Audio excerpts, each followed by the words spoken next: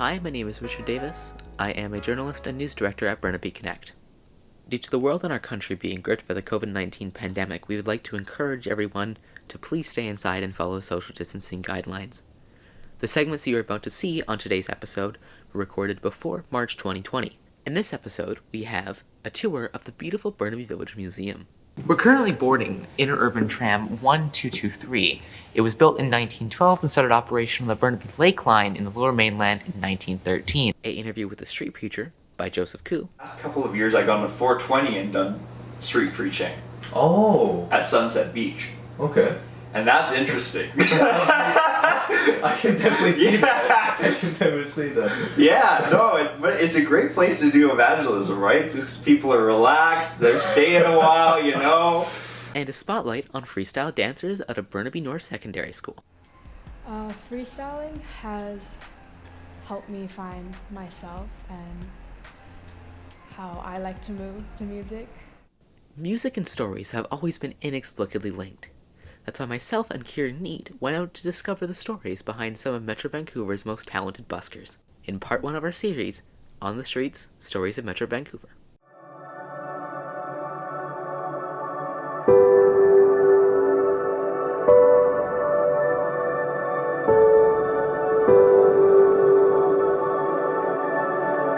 This instrument is bamboo flute, and I made my own instrument.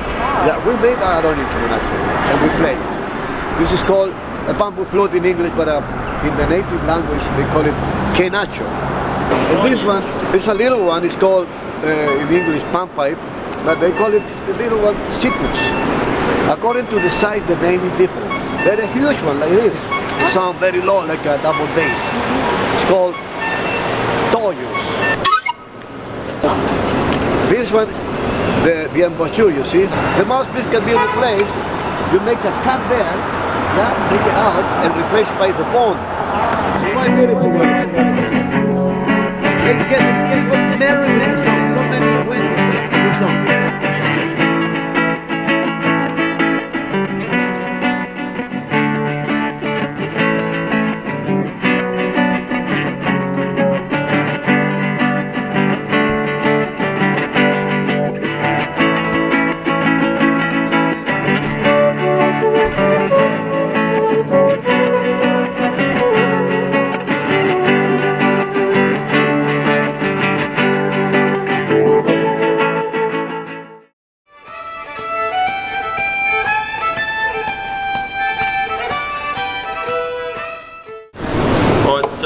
About 120 years old, this one. And I've had it for about 40 years myself. So. Really? Yeah. How long have you been playing here? Here? Yeah, or in general, I guess. Oh, about 43 years. Wow. Oh, Wow. Yeah. So 43 years here or just... No. Okay. Yeah. Yeah. So, yeah. Do you come to this spot often? I do. I'm always here every day. I think I've seen you before, for sure. Yeah. What do you like? This is there a reason why it's this spot in particular? No, it's just the acoustics are excellent here. So. They really are. Yeah. We could hear you from all the way down there. Well, that's what I like to hear. Yeah.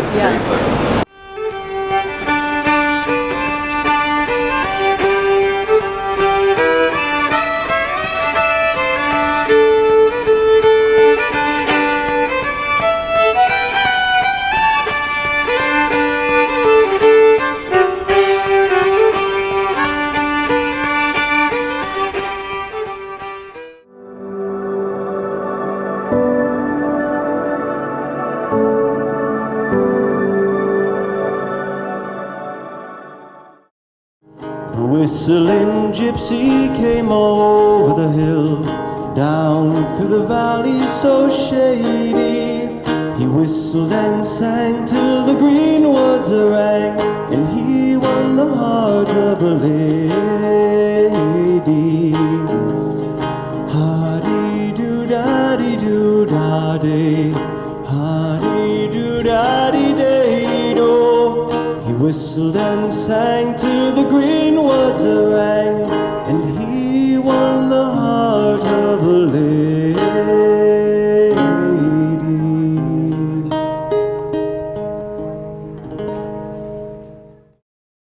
Grown up in North Van and like at the Key, and I've been here since I was a kid, and I just I started playing music, and then I was like, man, I just want to sing it out, and I came out here. Well, it's just the fact that I get to practice my music, play songs, just kind of nobody's telling me what I can play and not, and then I just hear if nobody else comes, I can stay for as long as I want. Yeah. And I get to make a bit of money. How long have you been playing? Music, 14 years old maybe, and I'm 28 now. I hope my plans can continue to incorporate music and writing and creativity and stuff. Yeah. What does a general store, an interurban tram, and an Elworth house all have in common? Well, they're all located at one of Metro Vancouver's hidden gems, the Burnaby Village Museum. Hi, I'm Rich Davis from Burnaby Connect, and today we are here at the Burnaby Village Museum. It's a public institution ran by the city of Burnaby, and it's set around a 1920s era village. Today we're here to check out the Elworth House, the Burnaby General Store, and the amazing interurban tram 1223. This is early pioneer life in British Columbia. So it wasn't supposed to be one town in particular, but it was supposed to be an example of what life might have been like in the 1920s. Taken from all over. Yeah. So we're walking to the tram barn right now. Can you tell us a bit about what this monument is that we kind of came across? Yeah, it was a working water fountain, but it's basically a monument in memory of people who fought and fell in World War I. We're currently boarding interurban tram 1223. It was built in 1912 and started operation on the Burnaby Lake Line in the Lower Mainland in 1913. The Burnaby Lake Line was created to connect residents from New Westminster all the way through Burnaby into downtown Vancouver, very similar to the SkyTrain system we have today. It was in operation until 1958 when it was phased out and replaced with a more modern bus. It arrived in the museum around the 1970s, I believe. So was the Elworth House originally built on the site of Burnaby Village Museum? Yes, it was originally here, and Burnaby Village Museum was built around it, but the house was built in 1922. And it's now called Elworth, but it was built as a country home for Mr. Edwin Bateman. He was an official with the Canadian Pacific Railway. So can you tell us a bit as we walk into kind of the general store, if you don't mind? So was this built for the museum, or was this like built as a general store and then moved to the location? This was built for the museum. Okay. So it's not a building that was sent here from other places like the Royal Bank was, or like the herbalist shop was. So in terms of the future for the museum, where do you think it's headed? I think it's an exciting time for museums right now, just because I think there's a lot of change in how people want to remember history and how they want to share history and talk about history. And I think I said this a little earlier, but I think the museum is really working toward thinking about telling a more inclusive version of history, while still realizing that people really love the 1920s time period and remembering what it was like in Burnaby, but just telling a vaster range of stories of maybe people who lived here, Chinese Canadian families that came here well before 1900, South Asian families, certainly recognizing Indigenous and unceded territory that Burnaby and all of the Lower Mainland is on. So it's an exciting time. So if someone is interested in going to the museum, what is the website for it? Yeah, to find out any information you'd like to know, it would be burnabyvillagemuseum.ca. In this episode's feature, Conversations with, our very own Joseph Koo sits down with street preacher Zach Noso to talk about what it's like being a street preacher and some of the struggles he's encountered along his journey.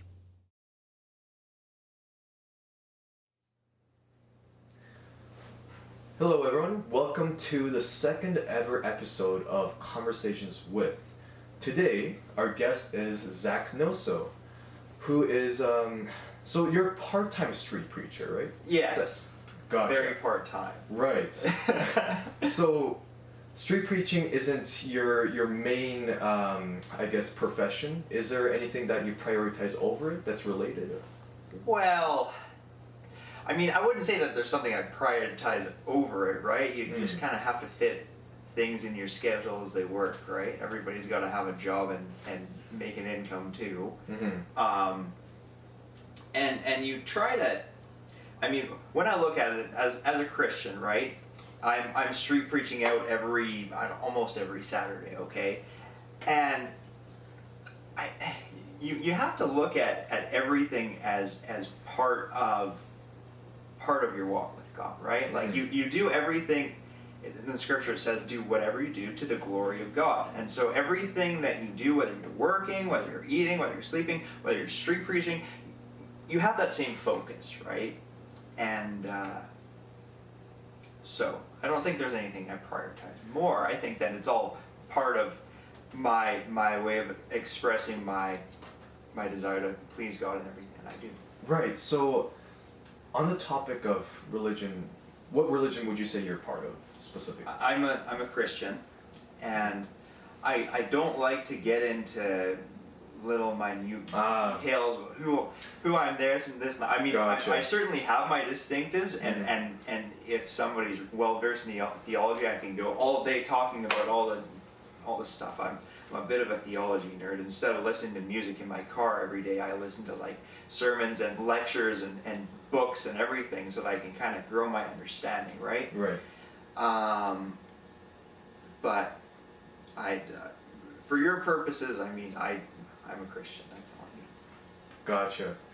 So, do you do street preaching just on Saturdays? Yeah. Yeah, and that's when I saw you. Yeah. Is Vancouver your only hotspot in terms of street preaching? Or? Yes. Well, I mean, I live in Greater Vancouver, right? And Right. And I'm usually at that spot where I met you at Grambling, Georgia. yeah.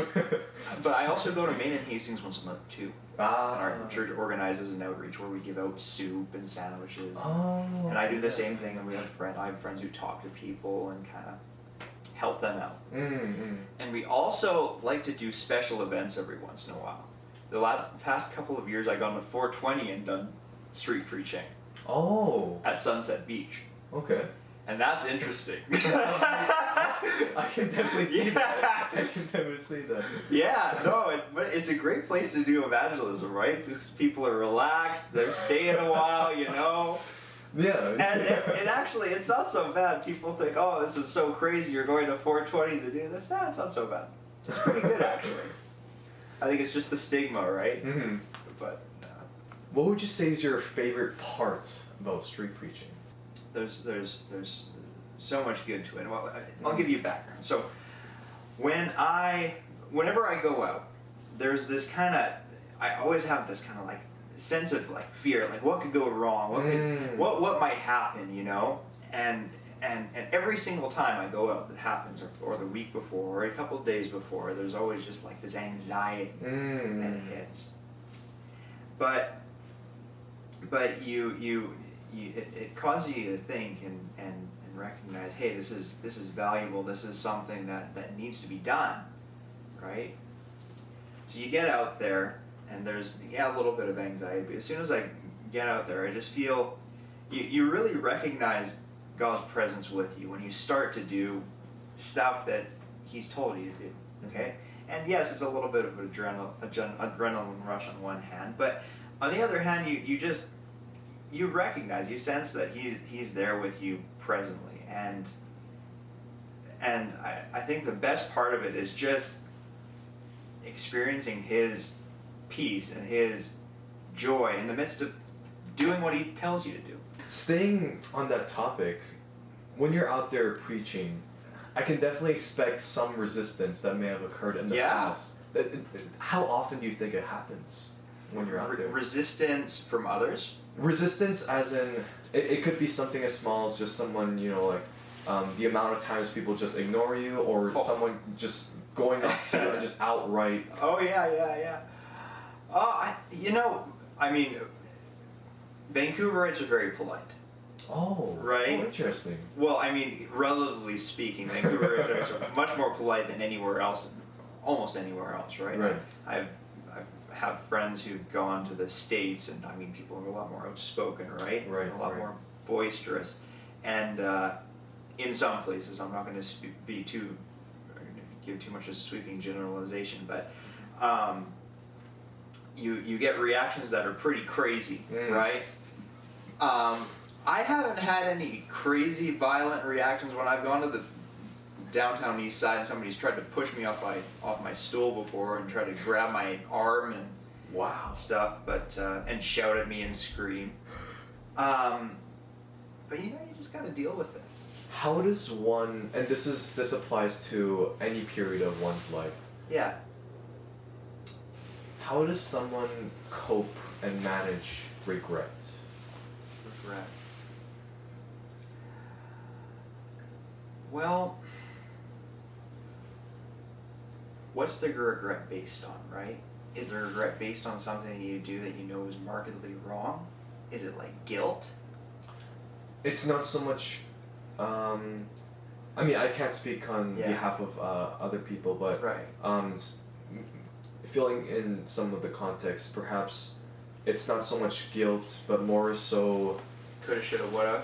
Yes. What if? Yeah, exactly. What ifs, should've. Yeah. Well, one of the most widely quoted verses in Scripture is Romans 8:28. And he says, and we know that in all things God works for the good of those who love him, who have been called according to his purpose. For those whom God foreknew, he also predestined to be conformed to the likeness of his Son. It also says that God works all things according to the purpose of his will. And so, when we look at what could have happened, I also have to say it couldn't have happened because, God's in control. And as soon as we have contentment in that, that God is working everything for good. If I love him, then God's working everything for my good. He's using every situation in my life to cause me to come to know him more, and come to experience him more, and come to have my character more to be made more like his. And so no matter how difficult circumstances may be, no matter how much I might think I've fallen short of what I could have done, when we recognize that he's in control and he's sovereign, then we can have a lot of contentment. We can look at life and just say, what happened is the best. Right. And if the regret is based on guilt, then I would say that when we bring these things to God, we can have peace from those things, right? When we recognize that we've done something terribly wrong, then we can find our forgiveness in him and know that no matter what happens at the end of the day, when we come to Christ, he is able to save us completely, no matter how bad we are, right? And we might have breaks in our personal relationships here on earth too, and we should try to be at peace with everyone and do what we can to resolve those things. But at the end of the day, we can find our peace and our conciliation in God. Wow. That was beautiful. Thank you. Thank you. Well, I mean, I guess that leads to the conclusion of this episode. Sure. Before we end, though, I heard that you were into guitar playing, or that you had some skill in that. Yeah. Do you mind showing us some of your guitar playing? You want me to play you a song? If that's possible. I can do that. It could be a Christian song. Yeah, well, I have He to rescue me from the danger, interpose his precious blood.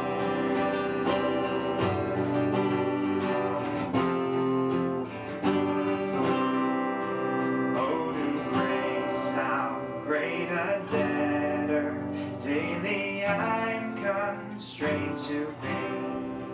Let thy grace now, like a feather, bind my wandering heart to thee. Prone to wander, Lord, I feel I'm prone to leave the God I love. Here's my heart, oh, take and seal it for thy courts of